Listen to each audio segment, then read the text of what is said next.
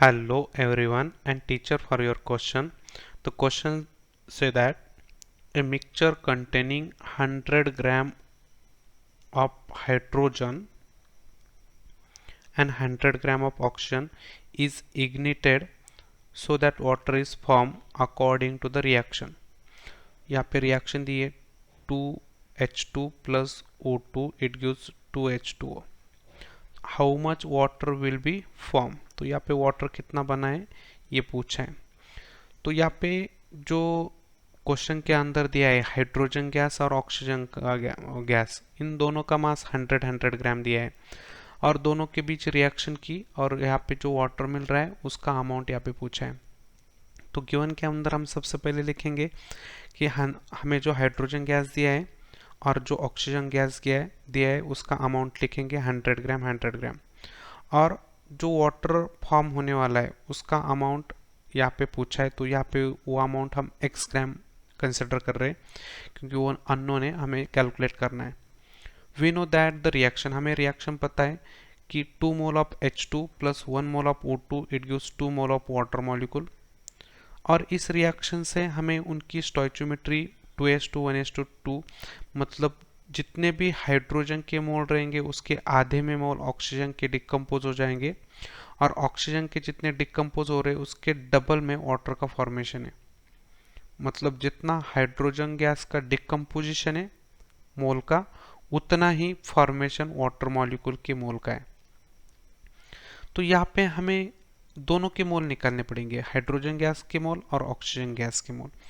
तो मोल को निकालने के लिए हमें जो डाटा दिया है वो मास है, तो मास को हम मोलर मास से डिवाइड करेंगे तो मोल निकल आएंगे। तो यहाँ पे 100 gram divide by molar mass hydrogen का 2 है तो ये मोल निकल आएंगे 50 मोल्स हाइड्रोजन गैस के।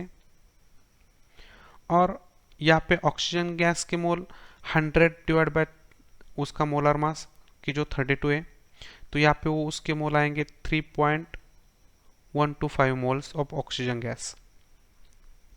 तो यहाँ पे हमें लिमिटिंग और एक्सेस का कंसेप्ट अप्लाई करना पड़ेगा। तो यहाँ पे लिमिटिंग कौन है, एक्सेस कौन है, ये तो आ गए उनके मोल। तो मोल को उसकी स्टोइचियोमेट्री से डिवाइड करेंगे तो पता चलेगा किसके मोल किसका रेशो कम है। तो यहाँ पे जो मोल कैलकुलेट हो चुके हैं डिवाइड बाय उसकी स्टोइचियोमेट्री की जो 2 है तो यहाँ पे ये आएगा 50/2 ये रेशो आएगा। और यहाँ पे ऑक्सीजन के केस में ये आएगा 3.125 डिवाइड बाय उसकी स्टोइचियोमेट्री।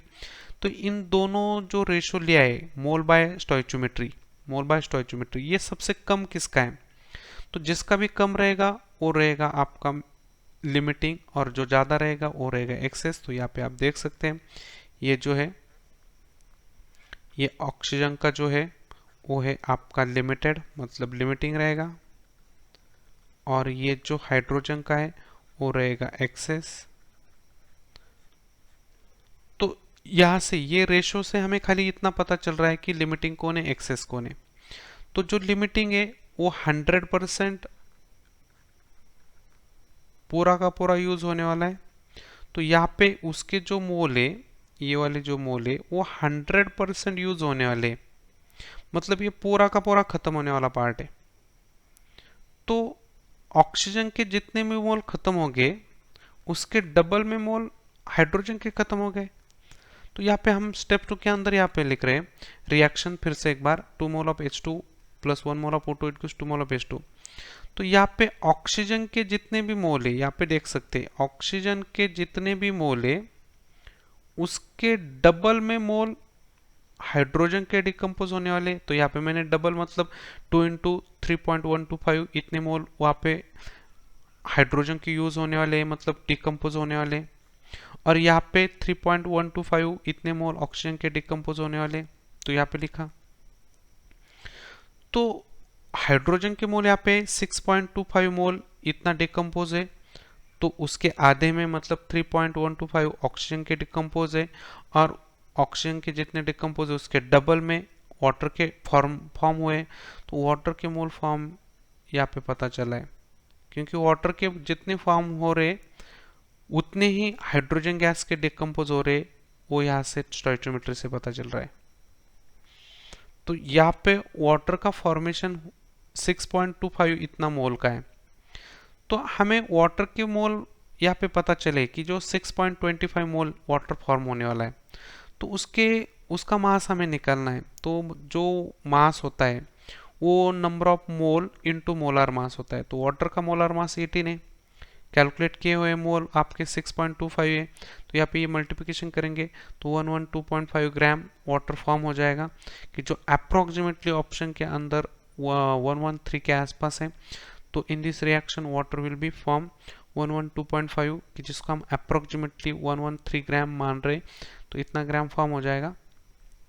तो यहाँ पे ऑप्शन नंबर 1 के अंदर ये आंसर मैच हो रहा है। तो I hope you understand the explanation. Thank you.